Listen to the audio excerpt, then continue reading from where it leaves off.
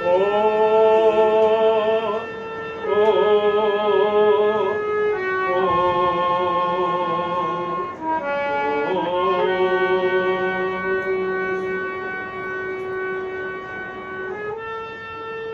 वक्रतुंड महाकाय सूर्यकोटि संप्रभे निर्विघ्नं कुरु मे देव सर्वकार्येषु सर्वदा। वंदनीय मातृशक्ति परमपिता परमात्मा और श्रोताओं, आज आपके समक्ष एक विद्यार्थियों के इस युवा पीढ़ी के हेतु एक शिक्षाप्रद भजन पढ़ाई से संबंधित ऐसा बताया है शास्त्रों में। विद्या विनयम ददाति विनयाति याति पात्रताम पात्रात् धनम आपनोति धनाद धर्मे तते सुखम। विद्या ददाति विनयम विनयाति याति पात्रताम पात्रात् धनम आपनोति धनाद धर्मे तते सुखम। विद्या से मनुष्य विनयशील बनता है, और जब विनम्र बन जाता है, विनयशील बन जाता है, शीलवान बन जाता है, तो फिर पात्रता आती है। मनुष्य मनसा वाचा कर्मणा शुद्ध बन जाता है, और जब पात्रता आ जाती है, शुद्ध बन जाता है, तो पात्रात् धनम मापनोति, फिर उसके पास धन आता है, लक्ष्मी आती रहती है। और उसके बाद जब लक्ष्मी आती है, फिर वो धर्म से जुड़ जाता है, और धर्म से जुड़ जाता है तो फिर उसके बाद उसे सुख मिलता है। कहने का मतलब शुरू में विद्या ही पढ़नी पड़ती है, और छठे स्थान पर जाकर के सुख प्राप्त होता है। तो विद्यार्थियों को सबसे पहला उनका श्रेष्ठ कर्म है, धर्म है कि वो विद्या अध्ययन करें।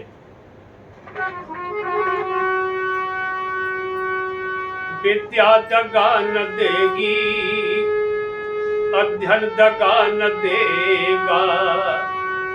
विद्या दगा न देगी, अध्ययन दगा न देगा। ध्यान से जो याद किया, ध्यान से जो याद किया, पढ़ना दगा न देगा। वो विद्या दगा न देगी, अध्ययन दगा न देगा। विद्या दगा न देगी, अध्ययन दगा न देगा।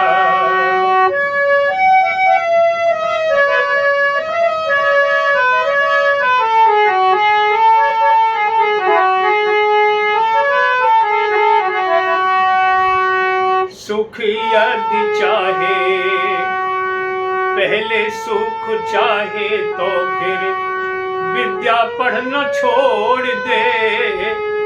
विद्या पढ़ना चाहे तो फिर पहले सुख छोड़ दे।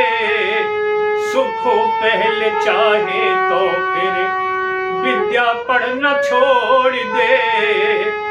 विद्या पढ़ना चाहे तो फिर पहले सुख छोड़ दे। छोड़ दे आलस को, ये सबको भुला देगा। विद्या दगा न देगी, अध्ययन दगा न देगा। विद्या दगा न देगी, अध्ययन दगा न देगा। ऐसा बताया है श्रोताओं। यदि ये युवा पीढ़ी, ये विद्यार्थी विद्या पढ़ना चाहते हैं तो पहले इनको सुख छोड़ना पड़ेगा, ये मौज मस्ती छोड़नी पड़ेगी। और यदि शुरू में ही पहले ही मौज मस्ती चाहेंगे विद्या अध्ययन करते समय, तो फिर विद्या छोड़नी पड़ेगी।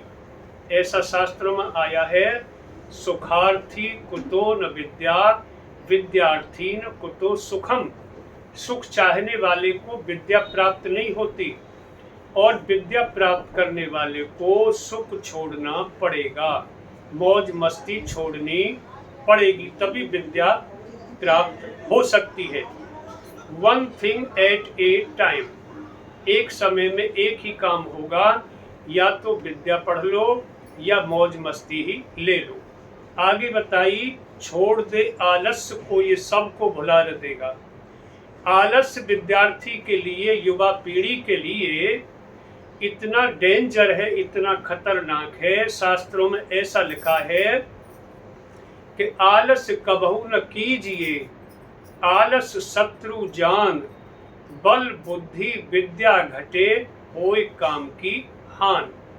जो आलसी विद्यार्थी होते हैं उनके बल बुद्धि विद्या और ये तीनों घट जाते हैं और काम की हानि होती है। काम क्या है उनका? पढ़ाई। तो पढ़ाई का उनका बिल्कुल बंटा ढार हो जाता है, यूं मान लीजिए। आलस्य छोड़ना पड़ेगा। इतना आजकल हम देखते हैं लाइफ स्टाइल इतना बदल गया विद्यार्थियों को, का कि रात को 1 बजे सोते हैं और दिन के 1 बजे उठते हैं। यानी 10 बजे सोना चाहिए लेकिन 1 बजे सोते हैं, और सुबह 6-7 बजे उठना चाहिए तो दिन में 1 बजे उठते हैं। ये लाइफ स्टाइल को सुधारना पड़ेगा बच्चों को, तभी पढ़ सकते हैं। आगे विद्यार्थी के 5 लक्षण बताए हैं। स्वान जैसी निद्रा, स्वान जैसी निद्रा, बगले जैसा ध्यान हो। स्वान जैसी निद्रा, बगले जैसा ध्यान हो। पढ़न खातिर घर का त्याग, पढ़न खातिर घर का त्याग, अल्प खान पान हो। पढ़न खातिर घर का त्याग, अल्प खान पान हो। पढ़न खातिर घर का त्याग। कौए जैसी चेष्टा, कौए जैसी चेष्टा ये सबको सिखार देगा। वो विद्या दगा न देगी, अध्ययन दगा न देगा। विद्या दगा न देगी, अध्ययन दगा न देगा। ध्यान से जो याद किया, पढ़ना दगा न देगा। विद्या दगा न देगी, अध्ययन दगा न देगा। विद्यार्थी में शास्त्रों में 5 लक्षण बताए जो इस कली में गाया। काक चेष्टा बको ध्यानम, स्वान निद्रा तथैव च, अल्पहारी गृह त्यागी, विद्यार्थी 5 लक्षणम। स्वान कुत्ते जैसी नींद होनी चाहिए विद्यार्थी की। कुत्ता जैसे सो रहा हो और कुत्ते के पास कोई आदमी जाना चाहे तो आदमी पहुंच नहीं पाएगा कुत्ते तक जब तक तो कुत्ता सावधान होकर के खड़ा हो जाएगा। ऐसा सोता है कुत्ता। स्वान जैसी निद्रा, बगले जैसा ध्यान। बगला जब जल में खड़ा होकर के एक टांग पर मछली को पकड़ता है तो ध्यान लगा करके खड़ा रहता है, हिलता डुलता नहीं है बिल्कुल भी।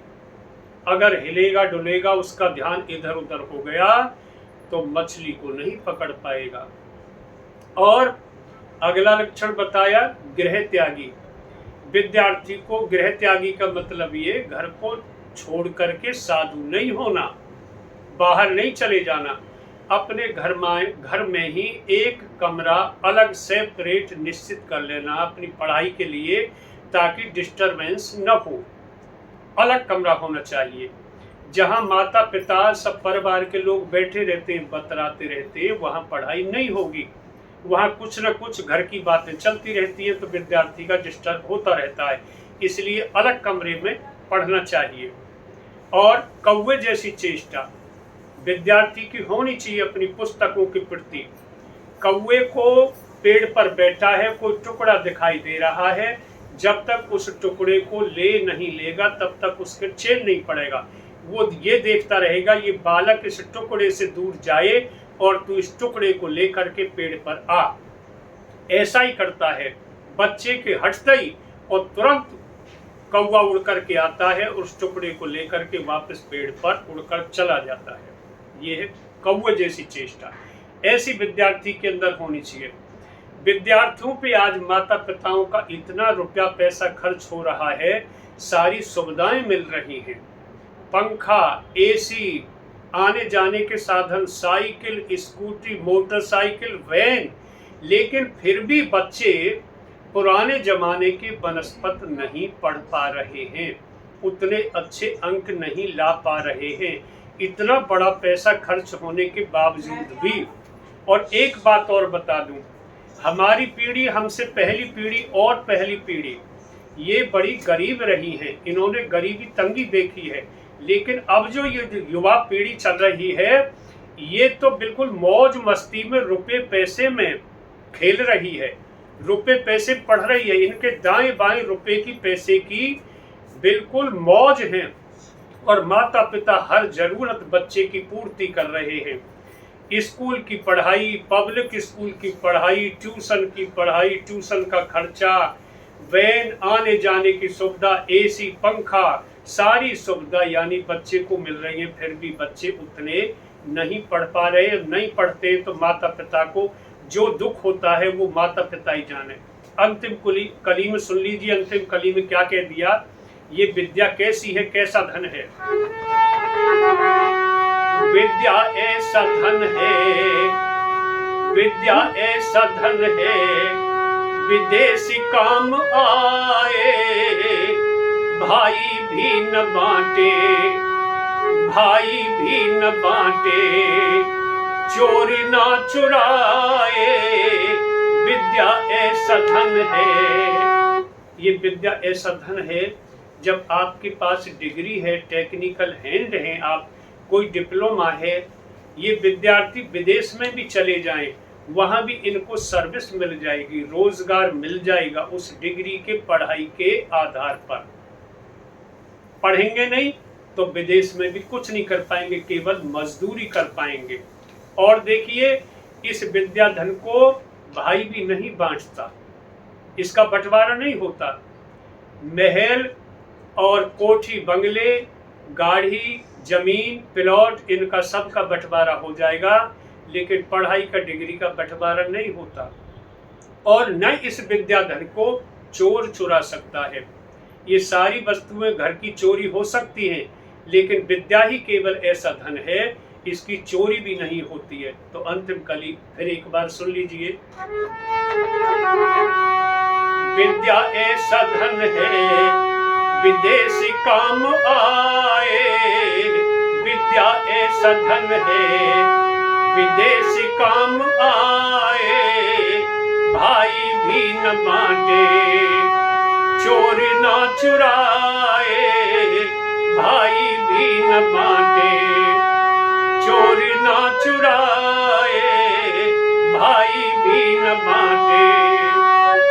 राजवीर गाए कथ के, राजवीर गाए कथ के, गा के दगा न देगा, विद्या दगा न देगी, अध्ययन दगा न देगा, विद्या दगा न देगी, अध्ययन दगा न देगा। ध्यान से जो याद किया, ध्यान से जो याद किया, पढ़ना दगा न देगा, विद्या दगा न देगी, अध्ययन दगा न देगा। तो श्रोताओं, इन विद्यार्थियों को, इस युवा पीढ़ी को निर्देश है कि अधिक से अधिक विद्या अध्ययन करें और माता पिता के चरण स्पर्श करें, गुरुओं का सम्मान करें, चरित्रवान बने, बलवान बने, अच्छा खान पान रहे। इस तरह से बस विद्यार्थियों को संदेश और यही वाणी को अपनी को विराम देता हूँ। ओम ओम ओम। आशीर्वाद।